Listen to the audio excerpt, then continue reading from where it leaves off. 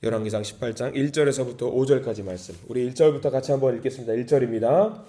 많은 날이 지나고 제3년에 여호와의 말씀이 엘리야에게 임하여 이르시되 너는 가서 아합에게 보이라. 내가 비를 지면에 내리리라. 엘리야가 아합에게 보이려고 가니 그때에 사마리아에 기근이 심하였더라.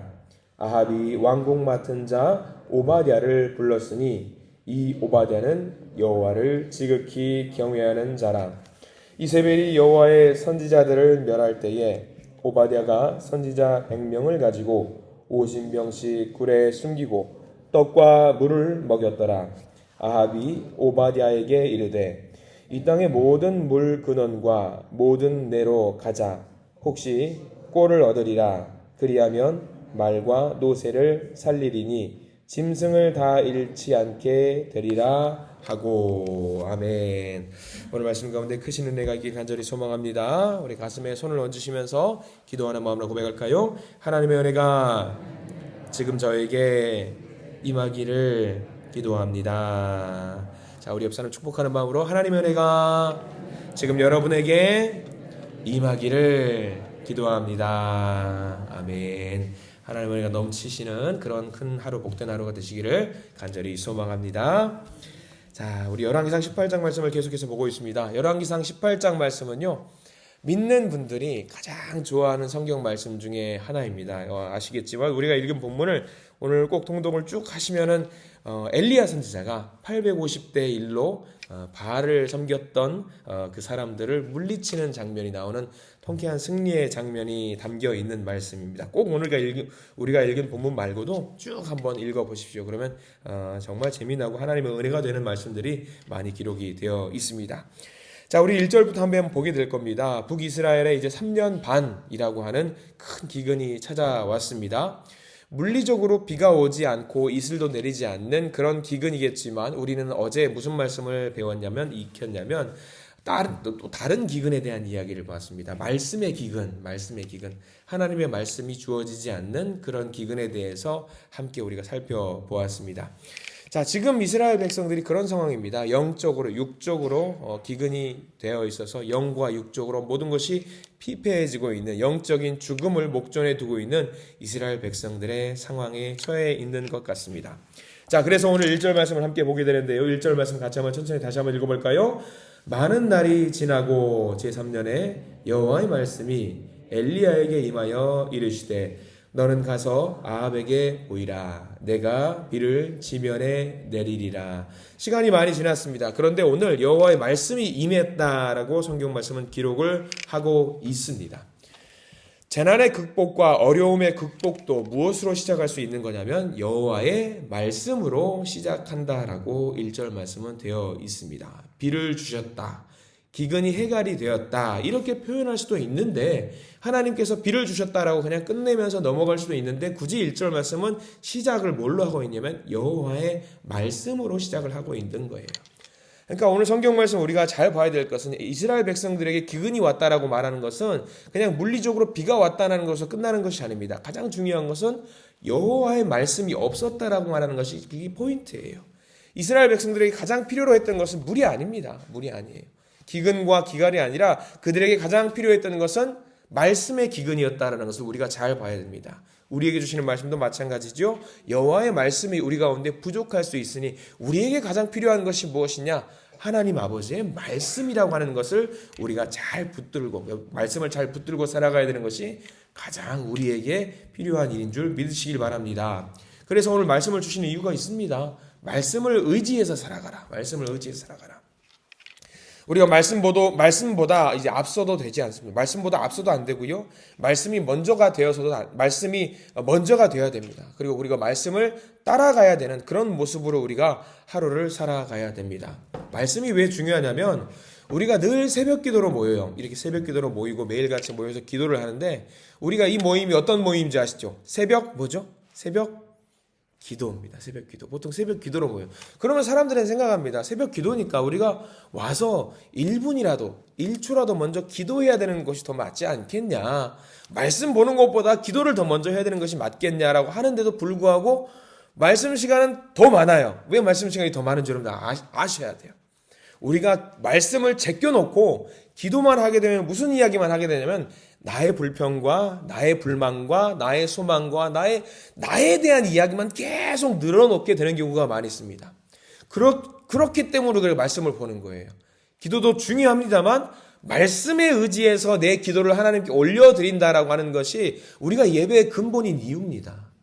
우리가 기도도 중요하지만 하나님의 말씀이 내게 어떤 말씀을 주시는지, 내가 이 말씀 가지고 어떻게 기도를 해야 되는지를 알아야 되기 때문에 우리가 말씀을 늘 중요시하는 이유입니다. 이스라엘 백성들도 마찬가지였어요. 이 사람들 기도 안 했겠습니까? 기도해야 됩니다. 그러나 더 중요한 것, 여호와의 말씀이 중요한 이유가 여기 있는 거예요. 우리가 기도할 때 말씀과 기도를 별건으로 놓고 말씀 따로, 기도 따로 하면은 절대 안 됩니다. 이 열왕기상 18장 말씀을 주시는 이유가 뭐냐면 이 말씀, 여호와의 말씀이 내게 어떤 말씀을 주시는지 내가 이 말씀을 받아 먹고 이 말씀을 기초로 해서 내가 하나님께 기도를 올리는 것이 너무 중요하기 때문에 이 말씀을 우리에게 주시는 거예요. 그러니까 여러분들 늘 이 말씀을 소중하게 생각하시고 어떤 말씀을 보더라도 이 말씀이 내게 무슨 말씀으로 내게 주시는가 그 말씀을 받아 먹을 수 있는 우리가 되기를 간절히 소망합니다. 자, 열왕기상 18장 좀 길게 돌아왔는데 18장 굉장히 유명한 말씀, 너무 좋아하는 말씀인데 여호와의 말씀이 중요하다라는 것을 잘 기억하시기를 부탁을 드립니다. 자, 그런데 이 오래도록 비가 내리지 않은 기근 속에서 아합 왕으로 인해서 이 일이 발생되었다라고 말씀을 드렸습니다. 자, 오늘 말씀, 하나님 말씀은 무슨 말씀을 하고 있냐면 엘리야에게 지금 누구를 만나러 가라고 이야기하고 있냐면 아합을 굳이 만나러 가라고 이야기를 하고 있는 거예요. 자, 지금 아합이 엘리야를 만약에 만나게 되면 어떻게 될까요? 이 기근을 선포한 사람이 누구예요? 기근이 있을 것이다. 그러면 아합은 여호와 하나님은 뒷전이에요. 그러면 누구만 생각하고 있냐면 엘리야 만나기만 해봐. 지금 엘리야는 숨어 있는 거예요. 하나님의 인도하심에 숨어 있는 겁니다. 만나기만 하면 내가 이 사람을 가만두지 않을 것이다 라고 막 사지를 찢어 죽일 것이다 라고 막 그렇게 벼르고 있는 상황입니다. 그런 상황 속에서 지금 엘리야에게 하나님이 뭐라고 말씀하시냐면 너 지금 아합에게 가서 선포해라 라고 말을 하고 있는 거예요. 자, 그러면 이 상황 속에서 엘리야는 목숨을 걸어야 되는 이 상황 속에서 지금 아합에게 가서 선포를 해야 합니다. 목숨을 걸고 가는 상황입니다. 근데 이 일이 굉장히 중요한 일입니다. 왜냐하면 목숨을 걸고 하고 있는 일을 떠나서 선포하는 일이 굉장히 중요한 일이거든요. 하나님은 엘리야를 기꺼이 세워서 선포할 사람으로 사명자로 세우고 계십니다. 왜냐하면 목숨을 건다고 할지라도 선포할 사람이 없으면 세상은 알 수가 없어요. 선포할 사람이 꼭 필요합니다. 왜 기근이 왔는지, 이 기근이 언제 끝나는지, 왜 끝나는지 이 모든 것을 알릴 선포할 사람이 꼭 필요합니다. 그래서 이 일을 감당하라고 엘리야를 들어서 세워주시는 상황입니다. 우리는 이 상황을 두고 뭐라고 표현하냐면 사명이라고 표현해요. 사명. 목숨을 걸고 갈 수 있는 사명. 이 말씀 2절 말씀에 엘리야가 아합에게 보이려고 가니, 이 말은 사실 이 엘리야라는 단어를 여러분들의 이름으로 바꿔서 넣어야 됩니다. 아무개를 아합에게 보이려고 가니. 왜냐하면 우리가 사는 이 세상 속에서 하나님의 뜻을 전달할 수 있는 사명의 전달자로 세우신 여러분들이기 때문입니다. 하나님이 저와 여러분들을 세우셨어요. 무엇으로? 하나님의 말씀을 선포할 수 있는 전달자로, 사명자로 우리를 세우셨다라는 이야기입니다. 우리가 이 감당해야 될 일이 굉장히 중요합니다. 소중한 일을 감당해야 돼요. 자, 2절 하반절에 보면은 이 사명자로 세운 이 상황이 어떤 상황이냐면 그냥 기근이 아닙니다. 자, 2절 말씀 다시 한번 읽어볼까요? 2절 시작. 엘리야가 아합에게 보이려고 가니 그때에 사마리아의 기근이 심하였더라. 자, 그때에 사마리아의 기근이 심하였더라. 이미 심해 있는 상황인데 2절 말씀에 굳이 더 강조를 하고 있는 것이 뭐냐면 북이스라엘 사마리아의 기근이 더 심해 있는 상황이라는 거예요. 사명을 감당하기 너무 힘든 상황이라는 것을 말하지요. 사람들 너무 예민해져 있고 지금 건드리기만 하면 폭발할 것 같은 그런 상황, 너무 힘든 상황 속에서 지금 엘리야를 가라라고 하나님께서 임무를 주시는 거죠. 듣기도 전에 엘리야를 잡아라 하면서 소리를 질렀을지도 모릅니다. 그럼에도 불구하고 엘리야는 이 사명을 붙들고 세상 가운데에 나갑니다. 자, 이 말씀 의지해서 우리도 여러분이 속한 가정에서, 공동체에서, 모임에서 하나님의 말씀을 받은 사명자로서 하실 수 있는 그 일을 감당하시기를 부탁을 드립니다. 복음을 전하고 사명을 전달하는 것, 하나님의 메시지를 전달하는 것이 쉬운 일이 아닙니다. 어려운 일입니다. 그리고 전할라 치면 더 어려운 일들이 넘쳐납니다. 그럼에도 불구하고 저와 여러분들 세우신 이유가 뭘까요? 저와 여러분들이 그 일을 감당하시기에 충분한 능력이 있기 때문에 하나님이 우리들을 세우신 줄 믿으시기 바랍니다. 힘을 주시는 분이 누구실까요? 여호와 하나님이십니다. 명심하시기를 바랍니다. 자, 여기서 엘리야 말고도 우리가 엘리야가 850대 1로 싸웠던 것만 기억을 하는 경우가 있는데 3절 보면은요, 또 한 명의 사명자를 만나게 됩니다. 3절 말씀 같이 한번 읽어볼까요? 시작. 아합이 왕궁 맡은 자 오바댜를 불렀으니 이 오바댜는 여호와를 지극히 경외하는 자라. 자, 우리가 열왕기상 18장을 넘어가면서 놓치기 쉬웠던 인물이 한 명이 등장합니다. 오바댜라고 하는데 왕궁 맡은 자라고 하니까 지금 직급으로 따지면 비서실장 좀 될 것 같아요. 대통령 비서실장 좀 되는 사람인 것 같은데 이 오바댜는 어떤 사람이었냐면 여호와를 지극히 경외하는 자라라고 성경 말씀이 나와 있습니다. 실세입니다. 권세가 있는 사람이고요. 명예도 있는 사람이고요. 직위도 있는 사람이고 돈도 많은 사람이었겠죠.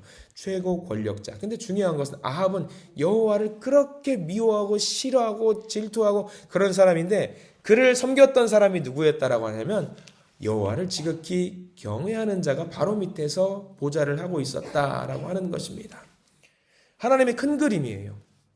왜냐하면 아합으로 말미암아서 이 나라는 망할 수밖에 없었는데 그 망할 수밖에 없는 상황 속에서 기도하는 사람이 있었다라고 하는 것이 얼마나 감사한 일인지 몰라요. 이 오바댜로 인해서 이 이스라엘이 망하지 않고 살 수 있었고요. 이 오바댜로 인해서 무슨 일이 있었냐면 4절 말씀에 하나님께서 크게 돌봐주신 상황이 하나가 발생이 되는데 우리 4절 말씀 같이 읽어보겠습니다. 시작. 이세벨이 여호와의 선지자들을 멸할 때에 오바댜가 선지자 100명을 가지고 50명씩 굴에 숨기고 떡과 물을 먹였더라. 자, 이 오바댜가 했던 일이 너무 아름다운 일이 드러나고 있습니다. 이세벨이 선지자들을 잡아다가 죽일 때 이 오바댜가 100명이나 되는 인원을 숨겨주고 살려주고 먹을 것을 제공해 주면서 그들을 돌보았다라는 내용이 담겨 있어요. 아합의 최측근으로서의 모든 비밀들을 알고 있으면서 아합이 하려고 했던 일 중에 하나님께 반기를 드는 일이 있었다고 한다면 오바댜는 목숨을 걸고 조용히 은밀히 비밀리에 자기의 일을 하나님의 일을 감당했던 사람들이라는 것입니다. 오바댜의 입장을 한번 들어가 보실까요? 아마 오바댜가 보좌를 하면서 수많은 어떤 모욕적인 말을 들었을 것 같아요. 어떤 말이냐면 여러분들 내 욕하는 건 참을 수 있잖아요. 그런데 내 형제와 내 자매의 욕하는 것은 우리가 못 버텨요. 못 참아요. 예. 그런데 더 나아가서 이거는 정말 못 참잖아요. 우리 앞에서 우리 얼굴 앞에서 하나님의 이름을 욕되게 하는 일을 하는 것은 아마 저와 여러분들 못 참으실 겁니다. 그 일을 오바댜는 했을 거예요. 하나님을 지극히 섬기는 사람으로서 열심히 일을 감당할 때에 아합은 수도 없이 많이 하나님을 저주하고 욕하고 있을 겁니다. 오바댜는 그 상황 속에서 그 어려운 상황 속에서 그거를 버텨내가면서 그 일을 감당했어요. 그로 말미암아서 그가 했던 일 100명의 선지자를 살릴 수 있는 사명을 감당했다라는 것을 우리가 오늘 성경 말씀에서 꼭 지켜보아야 됩니다. 중요한 건 어떤 일을 했냐면 4절에 보면은 4절 제일 끝절에 뭐라고 나와 있냐면 떡과 물을 먹였더라 라고 나와 있어요. 떡과 물을 먹였더라. 이게 왜 중요하냐면 우리가 조금만 앞으로 넘어가 볼게요. 오늘 굉장히 볼 내용이 많아서 그러는데 17장 말씀을 잠깐 한번 가볼까요? 17장 4절 말씀 한번 보시기 바랍니다. 17장 4절 하나님께서 놀라운 역사하신 장면이 굉장히 중요한 장면이 세 부분이 나오는데 따로 표시를 해두시면 좋아요. 저 같은 경우는 V 표시를 해뒀는데 17장 4절 말씀 읽어보겠습니다. 시작. 그 시냇물을 마시라. 내가 까마귀들에게 명령하여 거기서 너를 먹이게 하리라. 거기서 저는 4절을 V 표시를 해뒀는데 뭘 중요하냐면 마시게 했다라는 장면이 나오고요. 먹였다라는 장면이 나옵니다. 넘어가서 17장 9절 말씀도 V 표시를 따로 해두시면 좋습니다. 17장 9절 말씀 읽겠습니다. 너는 일어나 시돈에 속한 사르밧으로 가서 거기 머물라. 내가 그곳 과부에게 명령하여 내게 음식을 주게 하였느니라. 자, 내게 음식을 주게 하였느니라. 자, 그리고 오늘 본문 돌아와서 18장 4절 말씀 보면은 제일 끝에 떡과 물을 먹였더라. 여러분 지금 어떤 상황인지 아시죠? 이스라엘 가운데 뭐가 있었죠? 기근이 있었어요. 먹는 게 쉬워요, 어려워요? 어렵습니다.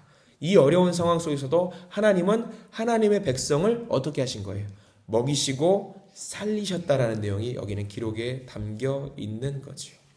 아무런 희망이 없고 절망 가운데 있고 살아갈 이유가 없는 기근의 시대에 하나님은 보이지 않는 손으로 하나님께서 인도하셔서 먹이시고 살리셨다라는 내용이 담겨 있습니다. 우리가 17장 말씀에는 처음에 엘리야에게 누가 어떤 동물이 먹을 것을 가져다 준지 여러분들 아시죠? 까마귀 영리해요? 바보 같은 동물이에요? 까마귀는 되게 바보 같은 동물이라고 우리 알고 있잖아요. 지가 먹고 말지. 그 옛날에 그 노아의 방주 때에 물이 빠졌는지 안 빠졌는지 제일 처음에 노아가 까마귀를 보냈죠. 까마귀는 다시 돌아왔어요, 안 돌아왔어요? 돌아오는 길을 모르니까 바보 같은 그 동물이니까 그런 경우들이 있습니다. 그리고 또 까마귀는 어떻게 먹이 살릴 수 있는 게 몰라요. 그리고 또 보세요. 과부가 어떻게 먹이 살립니까? 과부가 먹이 살릴 수 있는 상황이 안 되지요.